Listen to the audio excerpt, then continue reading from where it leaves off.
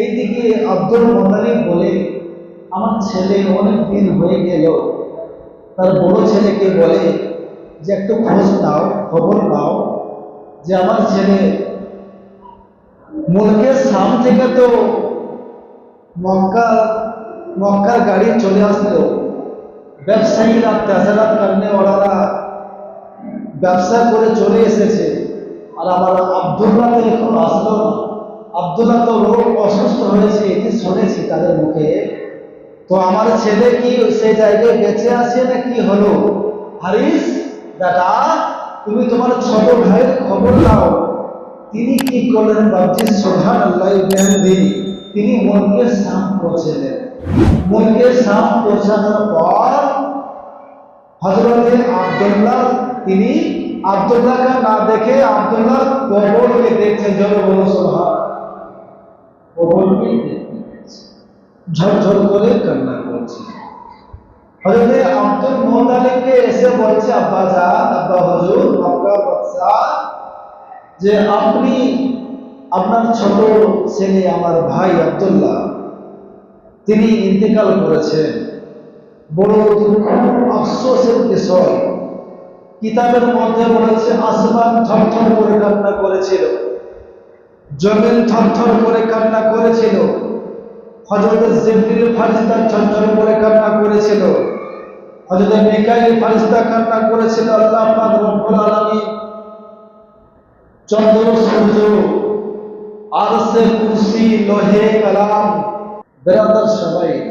কোন ভালো ব্যক্তি যদি কেউ চলে যায়, গ্রামের মানুষ প্রতিবেশী তার জন্য কেউ আফসোস করে না যে লোকটি ভালো ছিল, হঠাৎ চলে গেল। আর যদি কোনো ব্যক্তি খারাপ ব্যক্তি বা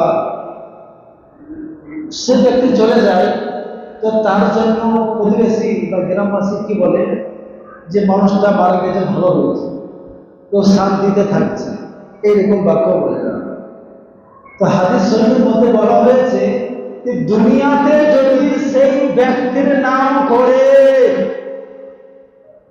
তো আল্লাহ পাক রব্বুল আলামিন বলতে আছে, বান্দা রে তুমি কি করে মালিককে খবর দাও, জাহান্নামের ফেরেশতাকে বাদ দিয়ে জান্নাতের ফেরেশতা রিজওয়ানকে খবর দাও।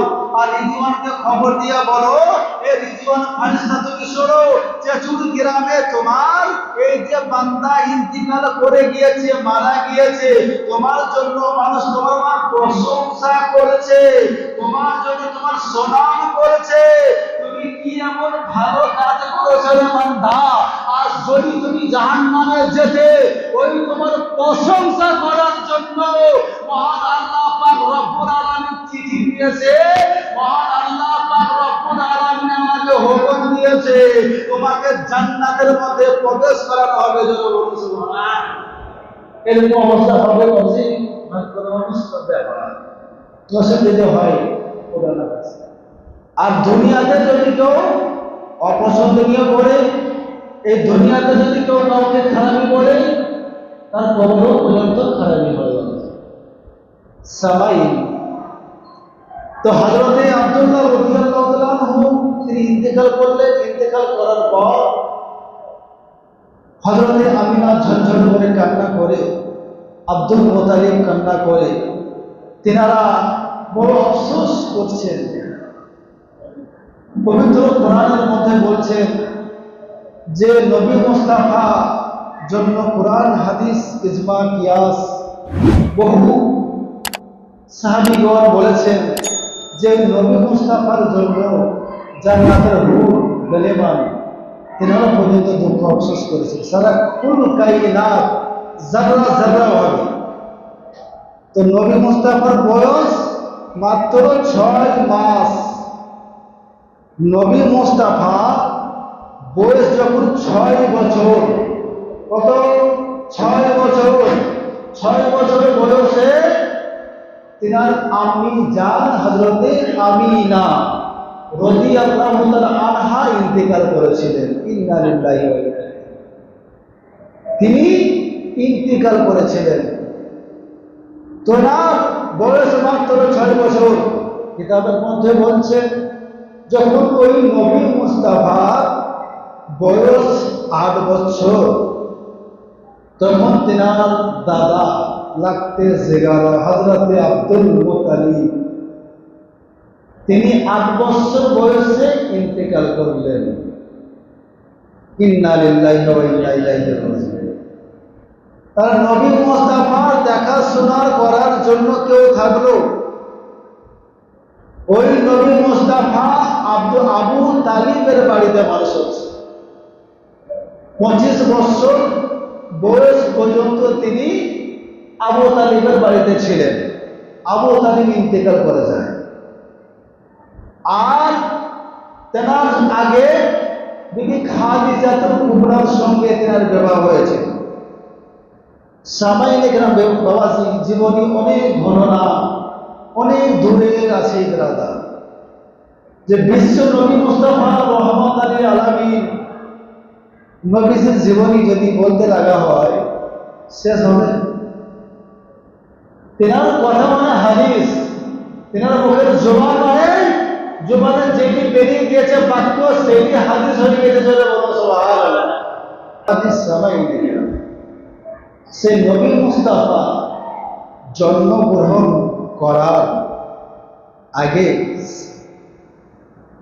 9 মাস নবী মুস্তাফা মায়ের পেটে ছিলেন।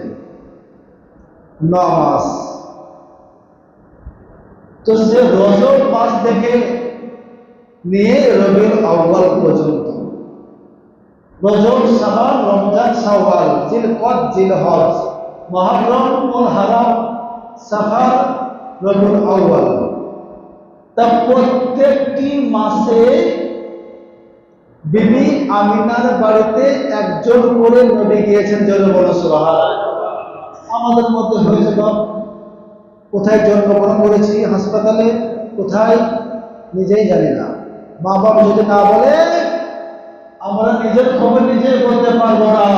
বিবি আম্মা জান হযরত আমিনা বলে, আমি যখন আমার দয়ার নবী বিশ্ব নবী মুস্তাফাকে নিয়ে আমি যখন 1 মাস যখন আমার পেটের মধ্যে থাকে, হযরতে আদম আলাইহিস সালাতু ওয়াস তাসলিম তিনি আমার কাছে খবর দেয় আর গায়েবী আওয়াজ দিতে থাকে, আসসালাতু ওয়াসসালামু আলাইকা ইয়া রাসূলুল্লাহ সাইয়্যিদুল মুরসালিন খাতামান নবীনের আম্মি জান, ও আম্মা তুমি শোনো, তুমি বড় ভাগ্যবতী, আমি তো সমস্ত জাতি কুলের পিতা, আর তোমার পেটে যিনি আছে তিনি সমস্ত নবীদের নেতা। জোরে বলো সুবহানাল্লাহ।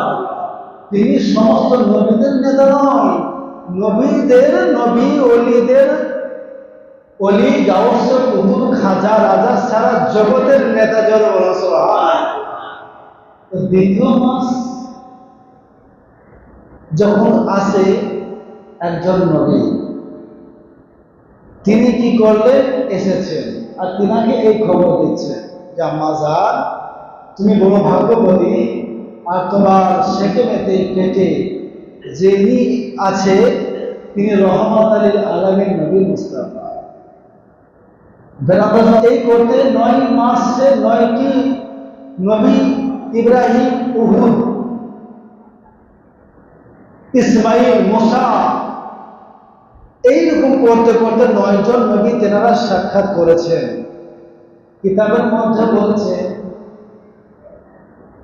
এবার আসুন দায়িমাত দরকার, যখন 10 মাস পূর্ণ হবে, যখন রবিউল আউয়াল মাসের 1 তারিখ পূর্ণ হয়, তো 1 তারিখ পূর্ণ হওয়ার সময় একদিন 2 দিন করতে করতে তিনাকে অনেক ফেরেশতা আসে বলছি, আর তিনাকে অনেক ফেরেশতারা এসে প্রশংসা করে। কিতাবের মধ্যে বলেছে যে হযরতে আব্দুল্লাহকে বিবাহ করার জন্য 306 জন নারী তারা আত্মহত্যা করেছিল। কত? 306 জন। কেন? আব্দুল্লাহ দেখতে সুন্দর, আব্দুল্লাহ কুরাইশ বংশ ছেলে বলে, আব্দুল্লাহর বাপ আব্দুল মুত্তালিব মক্কার বাদশা বলে না, টাকা পয়সা ধন দৌলত আছে বলে না, তিনারা বিয়ে করতে চেয়েছিলেন যে আব্দুল্লাহকে বিবাহ করলে পারে আমি সারা জামানার নবী মুস্তাফার আম্মা হয়ে যাবে, জোরে বলুন সুবহানাল্লাহ। নবী মুস্তাফার মা সহজ বলছি বয়স্ক, তো হযরতে আমিনার সঙ্গে বিবাহ হয়েছিল। তো সে বিশ্ব নবী মুস্তাফা তিনি যখন এই একদিনের পর 12 রবিউল আউয়ালের রাত্রি আসার আগে কিতাবের মধ্যে বলেছে যে আমাদের মা খারাপ বোনদের পেটে বাচ্চা থাকলে তাদের যন্ত্রণা কষ্ট এই সমস্ত জিনিস হয়। আম্মাজান আমিনা রাদিয়াল্লাহু আনহা বলেন যে আমার দয়ার নবী মুস্তাফা জান্নাতের মালিক ও মুখতার যখন আমার পেটের মধ্যে ছিল, তো আমার পেটের মধ্যে কোনো ব্যথা যন্ত্রণা অনুভব হয়নি। আর আমার অন্য মা বোনদের মতো, অন্য ব্যক্তির মতো তাদের যে সমস্ত পেটের আকার যেটা বলে মনে হয় সেটা আমার কখনো হয়নি। বেরাদার সাহাবায়ে কেরাম, এবার নবী মুস্তাফা 12 রবিউল আউয়ালের মধ্যে জন্মগ্রহণ করবে, দাইমা দরকার। আমাদের দাইমা কে বলেছি খবর পাওয়া যাবে না, তো সমস্ত একজন দাইমার কাছে যদি আমিনা গেলেন একজন মহিলার কাছে, তো সেই মহিলাকে বলছে মা জননী একটু আমার কাছে এসো, সাহায্য করবে কিছু, বাচ্চা হওয়ার সময়। তো সেই মহিলা ব্যক্তি আসতে ইনকার করে দিলেন, না করে দিলেন। তো সেই বিবি আমিনা তিনি কিনার ছোট্ট কুটিরের মধ্যে বাড়ির মধ্যে চলে আসলেন। বাড়ির মধ্যে চলে আসার পর তিনি বাড়িতে ভাবছেন আর কান্না করছেন। আর আমার মহান আল্লাহ পাক রব্বুল আলামিন হযরত জিবরিল ফেরেশতাকে বলে, জিবরিল তুমি দেখতে পাচ্ছ মক্কার শহরে কি হচ্ছে? তো জিবরিল আমিন ফেরেশতা বলছে আল্লাহ পাক পরওয়ারদিগারে আলম বলুন, মক্কা শহরে বিশ্ব নবী মুস্তাফার আম্মা জান কান্না করে, আসমান থরথর করে কাঁপে, জমিন থরথর করে কাঁপে, কোরআন ও হাদিস থরথর করে কাঁপে রে।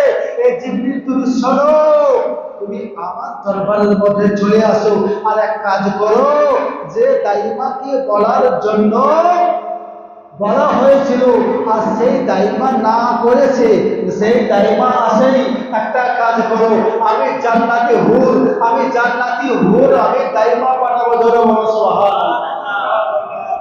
ইতিহাস বলা যায়, দুনিয়ার রেকর্ড, কোন ব্যক্তির এইরকম হাদিস, কোন কিতাব প্রমাণ দেখাতে কেউ পারবে না কিয়ামতের দিন পর্যন্ত যে বিশ্ব নবী মুস্তাফার জন্য জান্নাতের হুর বলছে আল্লাহ পাক 4 জন মহিলা তাদেরকে পাঠাও প্রকাশ যে কি নাম?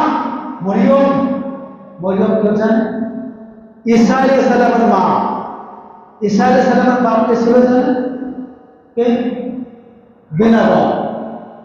বিনা বাপে তৈরি ঈসা আলাইহিস সালাম একটা ফুঁক দিয়েছিল, ফুঁক, হাওয়া বাতাস, ওই বাতাস দেওয়ার কারণে ঈসা আলাইহিস সালাম বিবি মরিয়মের পেটে এসেছে, বিনা বাপে তৈরি।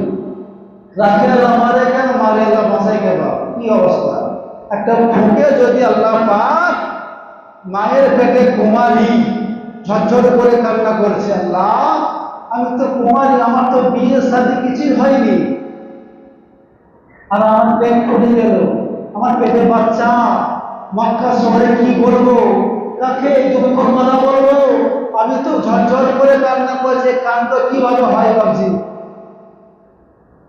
তো আল্লাহ পাক রব্বুল আলামিন ফেরেশতা জিবরিলকে বলে পাঠায়, জিবরিল চলে যাও, আর আমার তুমি মরিয়মকে তুমি বলো তুমি দুঃখ করিও না, মা রমণী, এটা আল্লাহ পাক রব্বুল আলামিন তোমার পরীক্ষা, সবরের পা, সবর করতে থাকো। আর যেদিন ওই বাচ্চা যখন দুনিয়াতে জন্মগ্রহণ করবে, আর ওই বাচ্চা যখন 40 দিন পার হয়ে যাবে, 40 দিন পার হওয়ার পর ওই বাচ্চাকে জিজ্ঞাসা করবে, বাচ্চা বলো তুমি কে, তোমার বাপ কে? কি অবস্থা দেখছেন? 40 দিন পর সাধারণ মানুষ 5 বছর 2 বছর 3 বছর আগে বা কথা হলে মাত্র 40 দিন তো বাচ্চা হয়ে গেল। ঈসা আলাইহিস সালাম 40 দিন পর সমস্ত দিহাদিরা তারা মশায় তাকে খারাপ বলে গালি দিচ্ছে, তোমার আব্বা তোমার মা কত সুন্দর ভালো মহিলা আর তুমি এইরকম খারাপ বিভিন্ন তিনি বলছেন না, তিনি ঝরঝর করে কাঁদছে। আর যদি তারা 40 দিন হয়, 40 দিন হওয়ার পর বুঝতে পারবে বাচ্চা কার। যখন বাবাজি 40 দিন হয়ে গেছে তখন বলছে বাচ্চা কার বল। তখন বিবি মরিয়ম বলতে আছে, এ তিহাদিরা তোমরা শোনো, এ বাচ্চার বাপকে আমাকে না জিজ্ঞাসা করে এই বাচ্চাকে জিজ্ঞাসা করো। আরে বাচ্চা কার, এ বাচ্চার নাম কি, এ বাচ্চা কোথায় থেকে এসেছে, এ বাচ্চার জন্ম কিভাবে হলো, এ বাচ্চা কোথায় থেকে এসেছে, এ বাচ্চা নিজেই বলে দেবে। জোরে বলো সুবহানাল্লাহ। একজন যদি ঈসা আলাইহিস সালামের এত পাওয়ার হয় আর সারা নবীর পাওয়ার কত বাপ, সে 40 দিনের বাচ্চাকে বলছে বলো, বলছে আনা ঈসা রুহুল্লাহ আনা আব্দি, আমি ঈসা রুহুল্লাহ এবং আমি আল্লাহর বান্দা এবং একজন নবী। তিনি বলেছিলেন বেরাদার সবাই, তিনি বলেছিলেন যে আমি ঈসা রুহুল্লাহ আল্লাহর বান্দা এবং আমি আল্লাহর একজন নবী, এইরকম বলেছিলেন তিনি। সামাইনে কেরাম, তো সেই 40 দিনকার বাচ্চা তিনি এই বাক্য বলেছেন। তিনি হলেন বিবি মরিয়মের বেটা। জোরে বলো সুবহানাল্লাহ। ওই বিবি মরিয়ম নবী মুস্তাফার দাইমা। জোরে বলো সুবহানাল্লাহ। নবী মুস্তাফার দাইমা বিবি হাজেরা নাম শুনেছেন? বিবি হাজেরা যখন হযরত ইব্রাহিম আলাইহিস সালাতু ওয়াস তাসলিম হযরত ইসমাইল নবীকে আর হযরত হাজেরা রাদিয়াল্লাহু তাআলা বনবাসে দিলেন, মরুভূমির মধ্যে তিনাদেরকে বের করে দিলেন, মা এবং ছেলেকে। ইসহাক সে ইব্রাহিমের বেটা। তো তিনারা কি করছেন, খাবার নিয়েছেন কি আমাদের মতো সে সমস্ত খাবারের ব্যবস্থা তেনাদের ছিল না ভাবছি। আর প্রচন্ড তারা পানির জন্য কাতর হয়েছে, প্রচন্ড পানির জন্য কাতর। সাফা মারোয়ার দিকে তারা চক্কর লাগিয়ে দিল। আর সেই সাফা মারোয়া আল্লাহ পাক রব্বুল আলামিন খুশি হয়ে যায়। হাজিরা যারা হজ করতে চায় তাদেরকে সাফা মারোয়া চক্কর দিতে হয় না? যারা হজ করতে যায় সাফা মারোয়া চক্কর না দিলে তাদের হজ হবে?